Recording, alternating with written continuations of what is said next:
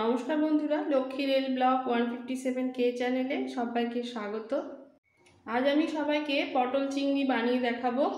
এই পটল চিংড়ি বানানোর জন্য পটল আলু ভালো করে কেটে জলে ধুয়ে তুলে নিয়েছি। আর লাগবে চিংড়ি মাছ।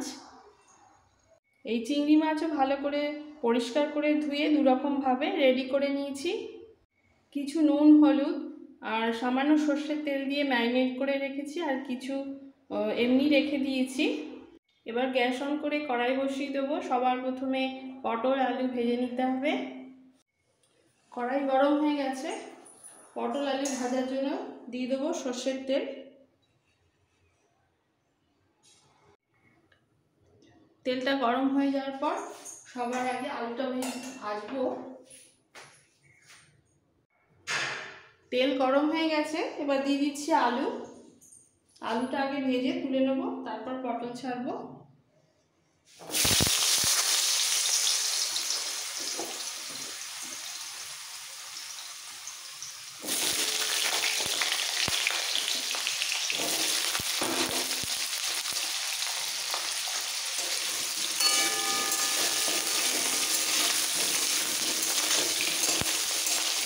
তেলের মধ্যে আলুটাকে একটু নাড়াচাড়া দিয়ে দেবো নুন আর হলুদ।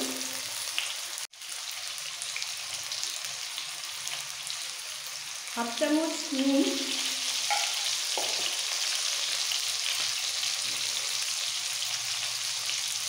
একটু হলুদ গুঁড়ো,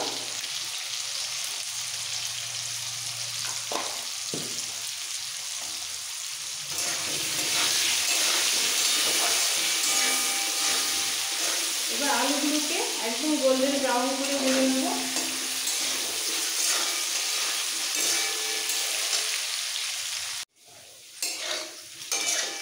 খুব সুন্দর করে আলুগুলো ভাজা হয়ে গেছে, একদম মাংসের আলুর মতো। এবার তুলে নেব।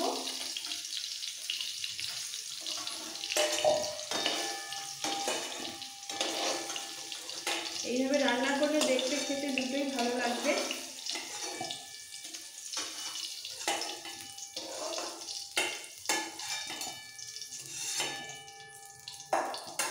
এবার দিয়ে দিচ্ছি পটল।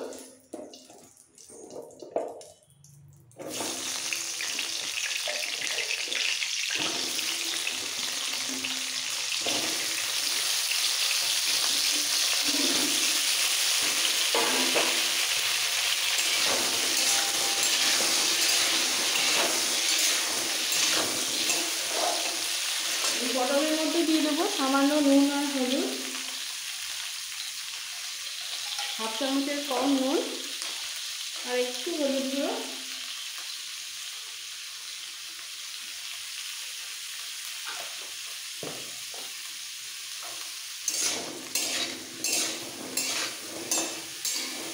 খুব বেশি ভাজবো না, একটু নরম করে হালকা নরম হয়ে গেলে তুলে নেবো।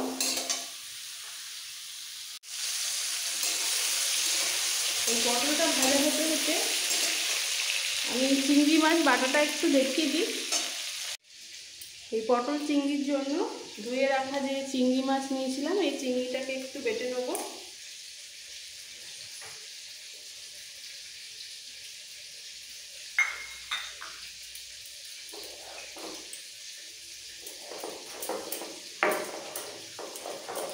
খুবই সিম্পল, একদম পেঁয়াজ বাটার মতো হবে, এক নরম মাছ।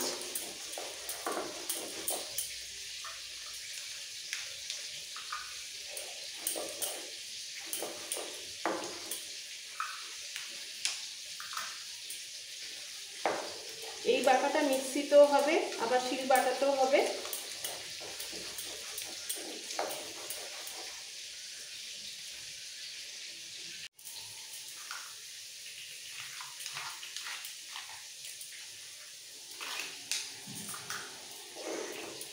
এইভাবে দুবার তিনবার রিপিট করলে বাটা কমপ্লিট।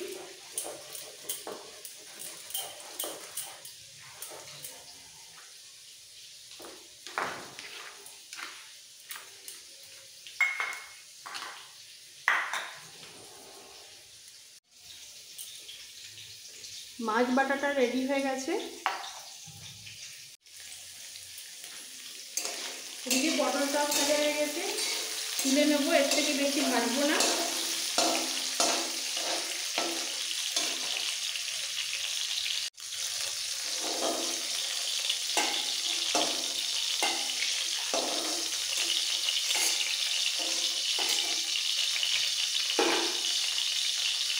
আলু পটল ভাজা রেডি। এবার এর মধ্যে একটু তেল অ্যাড করবো পুরো রান্নাটা হওয়ার জন্য।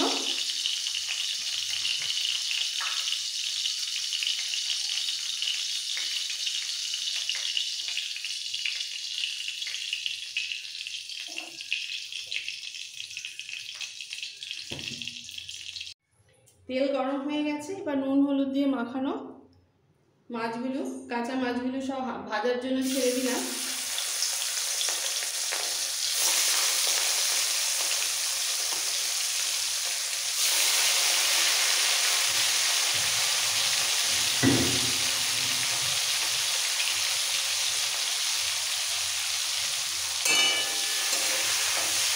হালকা করে মাছগুলো ভেজে নেব যাতে শক্ত না হয়ে যায়।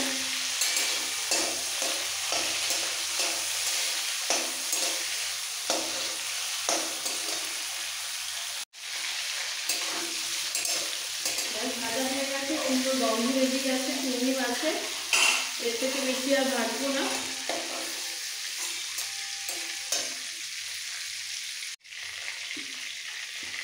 এইবার এই তেলের মধ্যে ফোড়ন দেবো।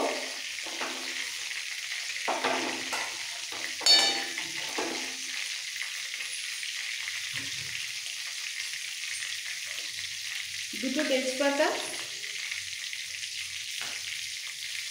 এক টুকরো দারচিনি, 3টে লবঙ্গ আর 3টে এলাচ। এলাচটাকে একটু ফাটিয়ে দিয়েছি, আর সাথে সাথে দিয়ে দিচ্ছি সামান্য একটু গোটা জিরে। ফোড়নটাকে একটু ভেজে নেব।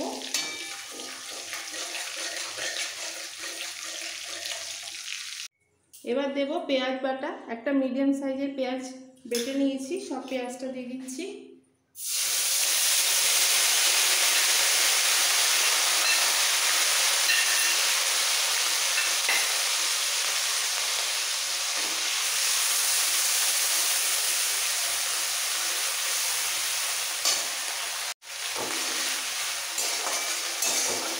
পেঁয়াজ হালকা একটু ভাজা হয়ে গেলে দিয়ে দেবো সামান্য একটু জল।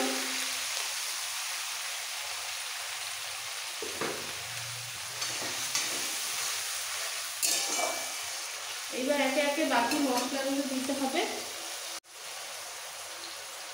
দিয়ে দিচ্ছি 1 চামচ রসুন বাটা, 1 চামচ আদা বাটা,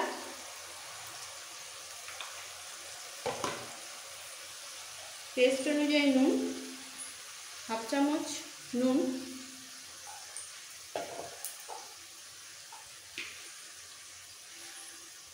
একটু হলুদ গুঁড়ো,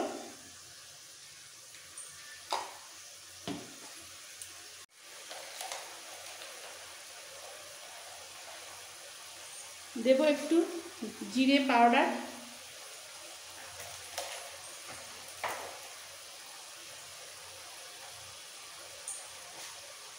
আর একটু ধনে পাউডার।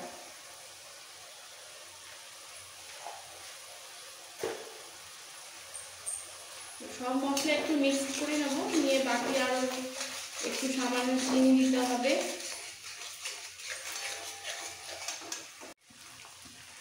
মশলা একটু কষানো হয়ে গেছে, এবার দিয়ে দিচ্ছি খুব সামান্য একটু চিনি, 1/2 চামচেরও কম চিনি।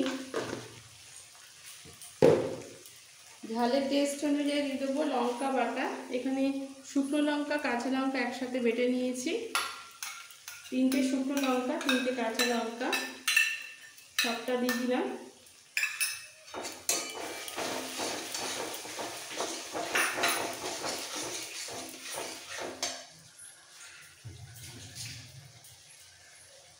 একটু মিক্সড করে এর মধ্যে দিয়ে দেবো একটু রেড চিলি পাউডার, খুব সামান্য একটু রেড চিলি,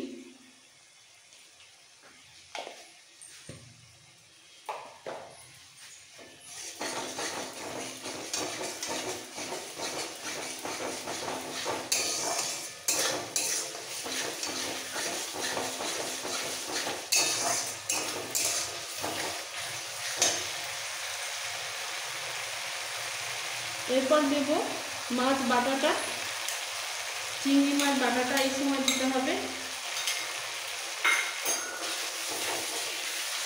এবার একসাথে মশলার সাথে কষিয়ে নেব।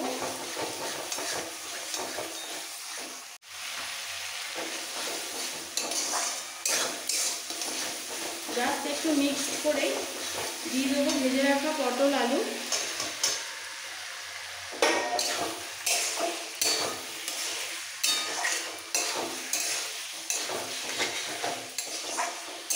এবার একসাথে কষাবো খুব ভালো করে।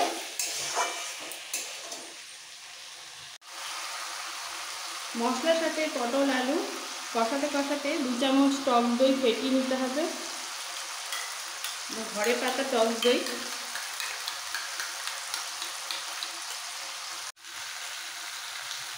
ফেটানো টক দইতে সবটা দিয়ে দিচ্ছি।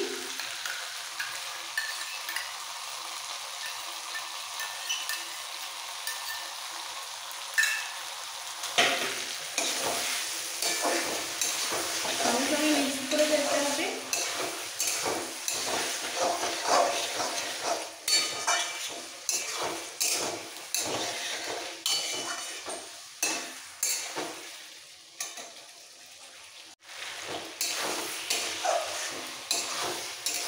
দই দেওয়ার পরে ভালো করে কষানো হয়ে গেছে, এবার দিয়ে দিচ্ছি জল।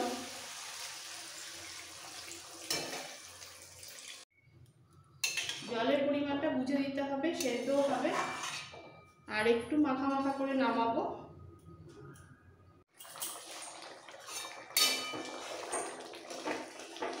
আলু পটল ফুটতে ফুটতে অনেকটাই সেদ্ধ হয়ে গেছে, আরও একটু হবে।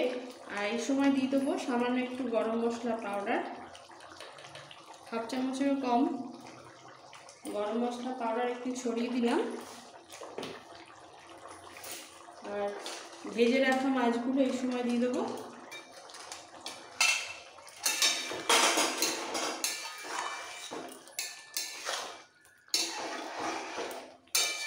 ভালো করে মিক্স করে করবো।